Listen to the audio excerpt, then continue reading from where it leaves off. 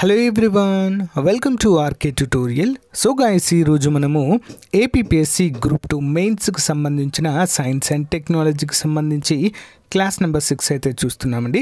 ఇందులో మనము ఉపగ్రహ వాహక నౌకలు, ఓకేనా, లాంచ్ వెహికల్స్ ఎన్ని రకాలు ఉంటాయి ఏంటి అనే వివరాలు మనము క్లియర్గా చూద్దామండి. చాలా చాలా ఇంపార్టెంట్ టాపిక్ ఇది, ఓకేనా.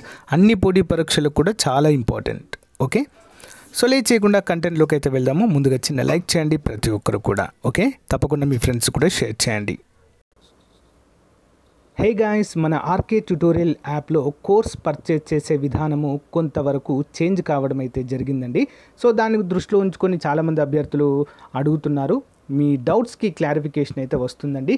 సో మన యాప్లో తెలంగాణ, ఆంధ్రప్రదేశ్, సెంట్రల్ ఉద్యోగాలకు సంబంధించి అన్ని కోర్సెస్ అందుబాటులో ఉన్నాయండి. సో చాలా తక్కువ కాస్ట్లో అందుబాటులో ఉన్నాయి. సో యాప్ ఓపెన్ చేయగానే స్టోర్ ఆప్షన్ వస్తుందండి. స్టోర్ పైన క్లిక్ చేయగానే మీకు అన్ని కోర్సెస్ వస్తాయి. ఫర్ ఎగ్జాంపుల్ మెంటల్ ఎబిలిటీ కొనాలనుకుంటున్నారనుకోండి, దానిపైన క్లిక్ చేయండి.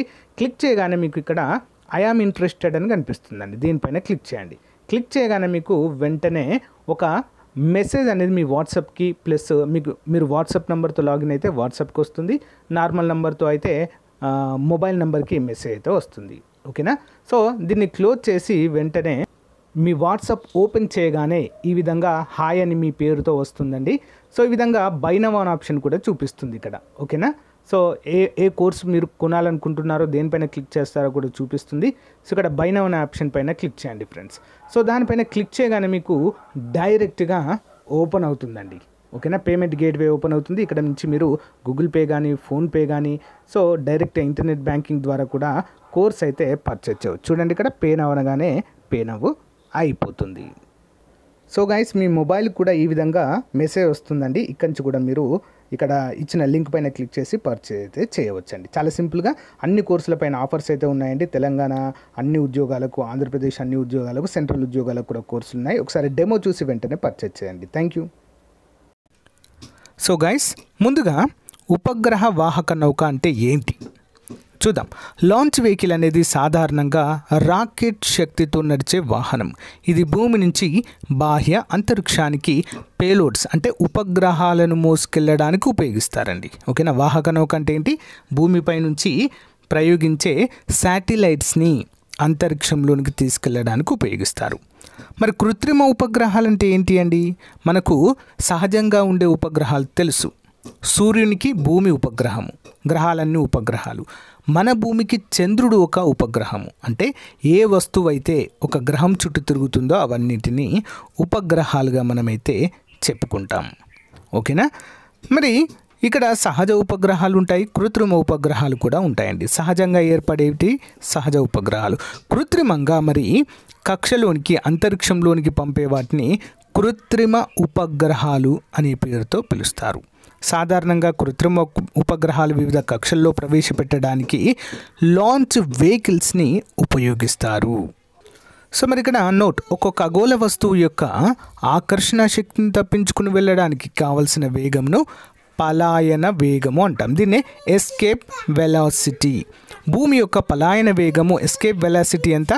11.2 కిలోమీటర్ ఒక సెకండ్కి, ఓకేనా. ఒక సెకండ్కి 11.2 కిలోమీటర్ల వేగంతో ప్రయాణించాల్సి ఉంటుందండి ఒక ఖగోళ వస్తువు, ఓకేనా. ఇంపార్టెంట్. మరి రాకెట్లు లేదా లాంచ్ వెహికల్స్ ప్రయోగం తర్వాత నిరుపయోగంగా మారతాయి. రాకెట్ల ఏకైక పని ఏంటండి? ఉపగ్రహాలను నిర్దేశిత కక్షలో, అంతరిక్షంలోనికి ప్రవేశపెట్టడమే వీటి యొక్క ప్రధాన లక్ష్యము, ఓకేనా. అఫ్కోర్స్ ప్రజెంట్ ఉన్నటువంటి సిచ్యువేషన్స్లో రీయూజబుల్స్ లాంచ్ వెహికల్స్ కూడా తయారు చేయడం అయితే జరిగిందండి. ఫర్ ఎగ్జాంపుల్ ఏంటి, స్పేస్ ఎక్స్ సంస్థ రూపొందించినటువంటి లాంచ్ వెహికల్స్ అండి, ఓకేనా. వాటన్నిటిని కూడా రీయూజబుల్గా మనమైతే చెప్పుకుంటాము.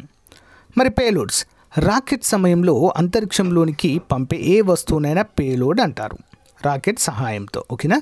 ఫర్ ఎగ్జాంపుల్ కృత్రిమ ఉపగ్రహాలు. మరి మన దేశంలో తయారు చేసిన ఉపగ్రహ వాహక నౌకలు, లాంచ్ వెహికల్స్ ఎన్ని రకాలు ఉంటాయండి? సో ఇక్కడ 1 by 1 మనం కనుక చూసినట్లయితే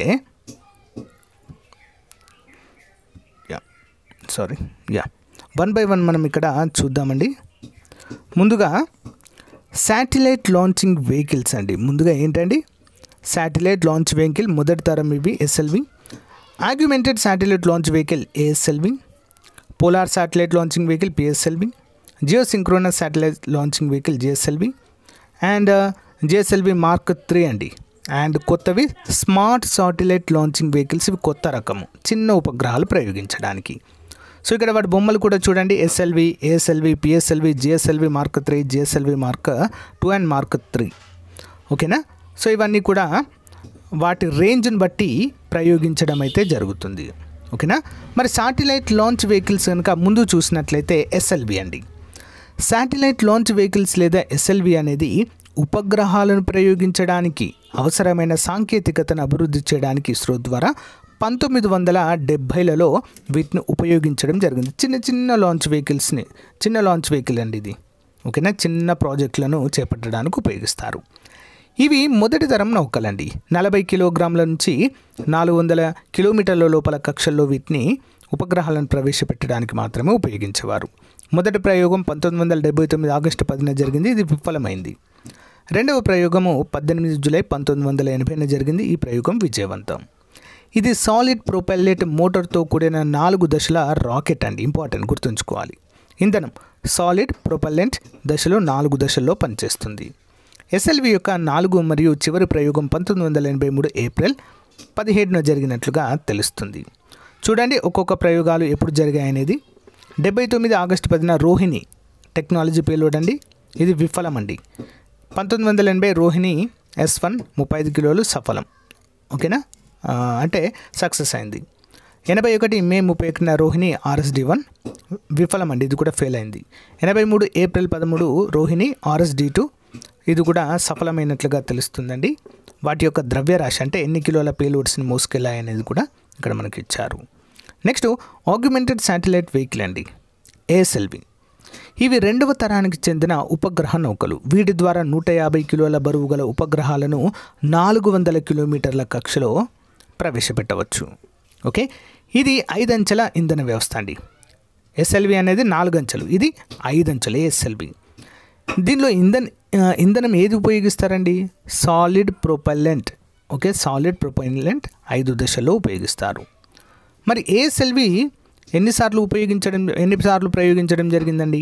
1979 ఆగస్టు 10 SRO SSA 150 కేజీలు అండి, విఫలమైంది. 1980లో ప్రయోగించింది కూడా విఫలమైంది. 1981 మే 1న ప్రయోగించిన SRO SSC కూడా పాక్షికంగా విఫలం. 1983 ఏప్రిల్ 10న SRO SSC2 113 కిలోల ప్రయోగం అనేది సఫలమైందండి, అంటే సక్సెస్ కావడం చూడవచ్చు. నోట్, SRO SS అనగా ఏంటండి?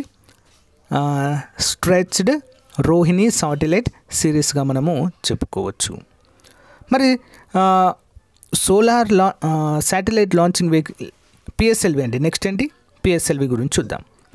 PSLV అనేది పోలార్ శాటిలైట్ లాంచ్ వెహికల్. ఓకేనా, ఇది దాని యొక్క సంక్షిప్త రూపంగా మనమైతే చెప్పుకోవచ్చు. ఇస్రో రూపొందించి అభివృద్ధిపరిచిన ఉపగ్రహ వాహక నౌకగా దీన్ని మనం చెప్పుకోవచ్చు. ఓకేనా, ఇస్రోనే మన స్వదేశీయంగా దీన్ని రూపొందించిందండి.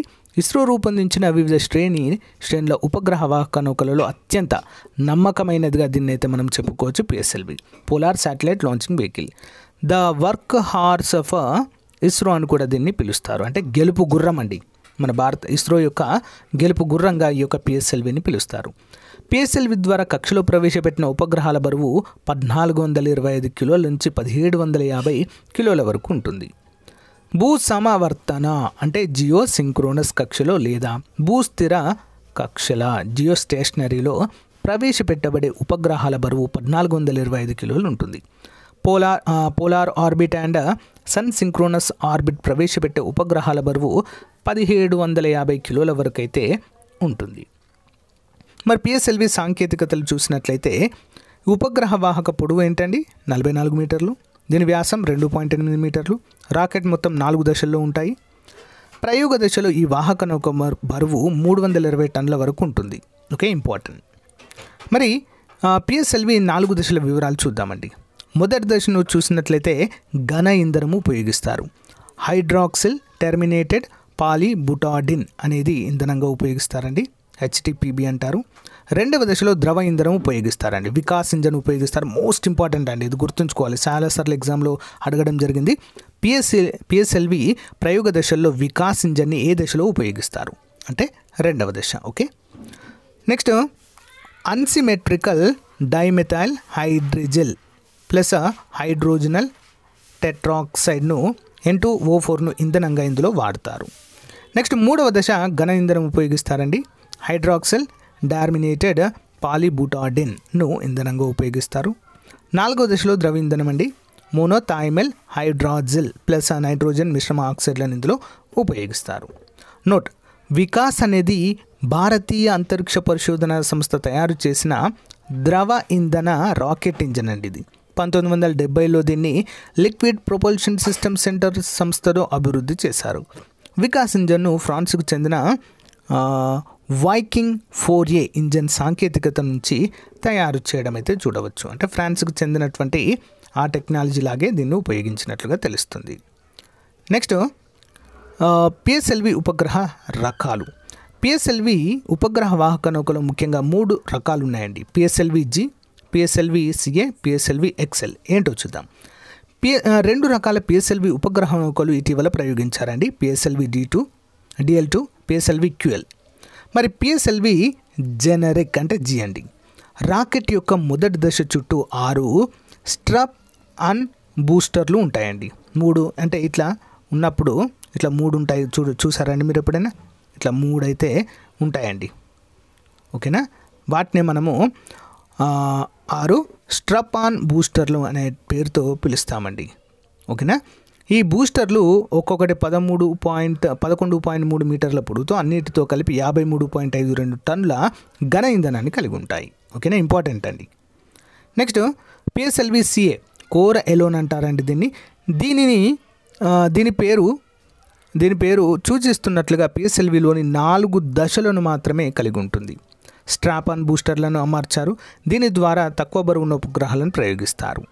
నెక్స్ట్ పిఎస్ఎల్వి-XL, ఇందులో అధిక దహన సామర్థ్యం ఉన్న PSOM-XL స్ట్రాప్ ఆన్ బూస్టర్లను ఉపయోగిస్తారు. దీని ద్వారా 1400 నుంచి 1700 కిలోల బరువున్న ఉపగ్రహాలను ఉపయోగిస్తారు. ఈ బూస్టర్లు జెనరిక్ బూస్టర్ల కంటే పొడవుగా ఉండి ఎక్కువగా ఇంధనాన్ని కలిగి ఉంటాయి. ఈ XL వాహక నౌకను సాధారణంగా భూస్థిర అంటే జియోస్టేషనరీలో ప్రవేశపెట్టవలసిన ఉపగ్రహాల కోసం ఉపయోగిస్తారు. ఇంపార్టెంట్ అండి. ఓకే, ఏ రకాన్ని దేనికోసం ఉపయోగిస్తారనేది మనం తెలుసుకోవాలి. నెక్స్ట్ పిఎస్ఎల్వి-DL అండి. పిఎస్ఎల్వి-DL అంటే ఏంటి? ఈ వేరియంట్లో కేవలం 2 స్ట్రాప్ ఆన్ బూస్టర్లు ఉంటాయండి. PSLV-C-44 ప్రయోగంలో 2019 జనవరి 24న పోలార్ శాటిలైట్ లాంచ్ వెహికల్ యొక్క PSLV-DL వేరియంట్ను మొదటిసారి ప్రయోగించారు. ఇది 1257 కిలోల బరువు గల ఉపగ్రహాలను సన్ సింక్రోనస్ ఆర్బిట్లో SSOలో ప్రవేశపెట్టగలదు. ఇంపార్టెంట్. అండ్ PSLV-QL వేరియంట్లో 4 గ్రౌండ్ లైట్ స్ట్రాప్ ఆన్ బూస్టర్లు ఉంటాయి. PSLV-C-45 ప్రయోగంలో 1 ఏప్రిల్ 2019న పోలార్ శాటిలైట్ లాంచ్ వెహికల్ యొక్క PSLV-QL వేరియంట్ను మొదటిసారిగా ఉపయోగించారు. ఇది 1523 కిలోల బరువు గల ఉపగ్రహాలను సన్ సింక్రోనస్ ఆర్బిట్లో ప్రవేశపెట్టగలదంటూ తెలియజేశారు. మరి వివిధ ప్రయోగాలు కనుక చూసినట్లయితే చూడండి, PSLV-D1 అండి 93లో మొదటిసారిగా ఉపయోగించారు IRS-IEలో. నెక్స్ట్ 1999 C2 అండి, PSLV-C2 దీన్ని ఓషన్ షాట్ పేరుతో అయితే ప్రయోగించారు. అండ్ PSLV-C4 అండి 2002లో కల్పన 1 పేరుతో ఉపయోగించారు. PSLV-C6 అండి 2005 ఆస్ట్రోసాట్ అండి, ఇంపార్టెంట్. అండ్ PSLV-C5 2007లో అండి IRS-P6 రిసోర్సాట్ అని 1 పేరుతో ప్రయోగించారు. అండ్ 2008 అక్టోబర్ 22 అండి, మోస్ట్ ఇంపార్టెంట్ ఇది, PSLV-XL చంద్రయాన్-1 స్పేస్ క్రాఫ్ట్లో దీన్ని ఉపయోగించడం జరిగింది. అండ్ నెక్స్ట్ వన్ చూసినట్లయితే 2011 జూలై 11 అండి PSLV-XL GSAT-12 అండి. నెక్స్ట్ PSLV-C-18 అండి. ఓకేనా, PSLV-CA కోర్ ఎలోన్ అనే పేరుతో 2011లో మెగా ట్రాపిక్స్ కోసం దీన్ని అయితే ఉపయోగించారు పేరుతో. నెక్స్ట్ 2013లో ఫిబ్రవరి 25న PSLV-CA సరళను కూడా ఉపయోగించడం అయితే జరిగింది విజయవంతంగా. నెక్స్ట్ చూడండి ఇక్కడ పిఎస్ఎల్వి C-25 2013లో మాస్ ఆర్బిటార్ మిషన్ మామ్స్ కోసము దీన్ని ఉపయోగించడం జరిగింది విజయవంతంగా. మోస్ట్ ఇంపార్టెంట్ 2013 నవంబర్ 5న పిఎస్ఎల్వి ఎక్సెల్ గుర్తుంచుకోవాలి. నెక్స్ట్ 2015లో మళ్ళీ పిఎస్ఎల్వి ఎక్సెల్ ఆస్ట్రోసాట్ ఉపయోగించారండి. 2018లో పిఎస్ఎల్వి కోర్ అలోన్ పేరుతో హైసిన్ అనేది ఉపయోగించారు. 2022లో నవంబర్ 26న పిఎస్ఎల్వి ఎక్సెల్ ఓషన్సాట్ 3 ఉపగ్రహంతో పాటు మరో చిన్న నాను ఉపగ్రహాలు కూడా 8 ఉపయోగించారండి. ఓకే, పిఎస్ఎల్వి C-54లో.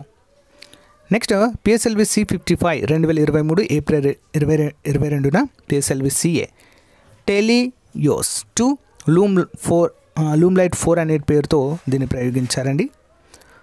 నెక్స్ట్ ఇంకా మోస్ట్ ఇంపార్టెంట్ ఏంటి అంటే పిఎస్ఎల్వి C-57 అండి. 2 సెప్టెంబర్ 2023న పిఎస్ఎల్వి ఎక్సెల్ పేరుతో ఆదిత్య L1 వాతావరణ అధ్యయనం చేయడానికి, సౌర వాతావరణాన్ని అధ్యయనం చేయడానికి ఉపయోగించారండి. Most important. And PSLV C-58 అండి 1 జనవరి 2024న ప్రయోగించారు. ఎందుకోసం అండి ఇది? ఎక్స్పోసాట్ కాస్మిక్ ఎక్స్ కిరణాల ధృవణాన్ని అధ్యయనం చేయడానికి ఇస్రో తయారు చేసిన టెలిస్కోప్ ఉపగ్రహం అండి. ఇందులో 10+ ప్లేరూడ్స్ అయితే ఉన్నట్లుగా తెలుస్తుంది. మరి మొట్టమొదటి పిఎస్ఎల్వి యాత్ర, ఓకే, పిఎస్ఎల్వి D-1 విఫలమైంది. రెండవ దశ ఇంజన్ సమయంలో జరిగిన లోపం కారణంగా రాకెట్ బంగాళాఖాతంలో పడిపోయింది. 1993 నుంచి ఏప్రిల్ 30, 2024 వరకు పిఎస్ఎల్వి ఉపగ్రహ వాహక నౌకలను 60 సార్లు ప్రయోగించారు. దీనిలో PSLV D-1, PSLV C-1, PSLV C-39 మాత్రమే విఫలమయ్యాయి. ఆల్మోస్ట్ ఆల్ అన్నీ కూడా సక్సెస్ కావడం అయితే మనము చూడవచ్చు. సో ఇది పిఎస్ఎల్వికి సంబంధించినటువంటి కంప్లీట్ డీటెయిల్స్ అండి. సో నెక్స్ట్ మనము జిఎస్ఎల్వి అండ్ ఎస్ఎల్వికి సంబంధించినటువంటి వివరాలు కూడా చూద్దాము. ఓకేనా? సో గైస్, ఇది రోజుకి సంబంధించినటువంటి క్లాస్. మీకు నచ్చితే లైక్ చేయండి, తప్పకుండా మీ ఫ్రెండ్స్తో షేర్ చేయండి. Thank you for support. Have a nice day. Bye.